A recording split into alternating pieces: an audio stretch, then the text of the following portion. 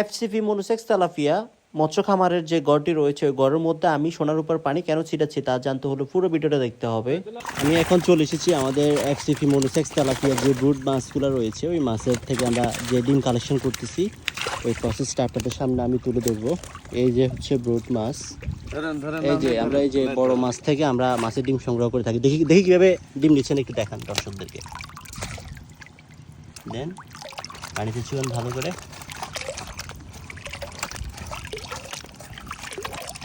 এই তেলাপিয়া মাছ থেকে আমরা এইভাবে ডিম সংগ্রহ করে থাকি। ডিমগুলা মাছের মুখে থাকে, ওইখান থেকে আমরা সংগ্রহ করে থাকি।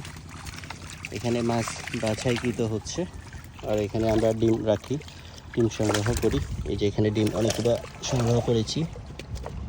আমি আমাদের হ্যাচারি ঘরটা আপনাদেরকে দেখানোর চেষ্টা করব।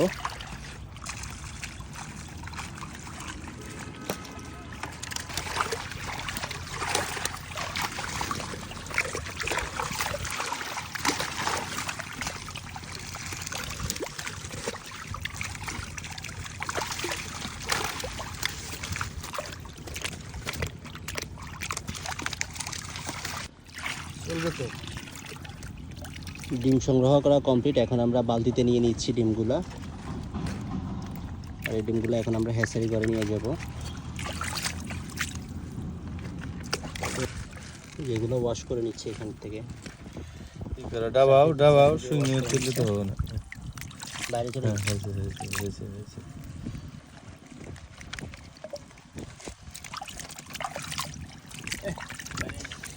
বাইরে পুকুরের বাইরে তো জানে ভাঙে নদী আছে তাই।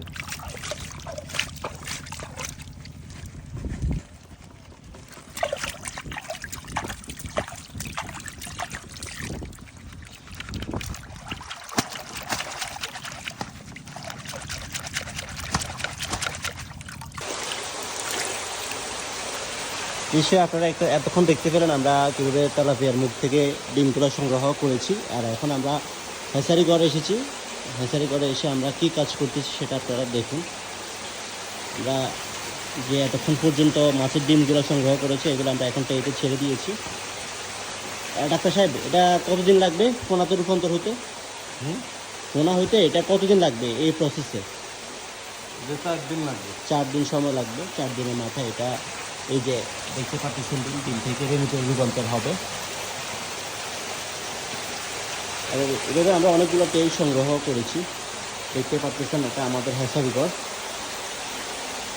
এটা হচ্ছে এফসিপি মনুসেক্স তেলাপিয়া যে মাছটা আমরা ওই মাছটা উৎপাদন করে থাকি।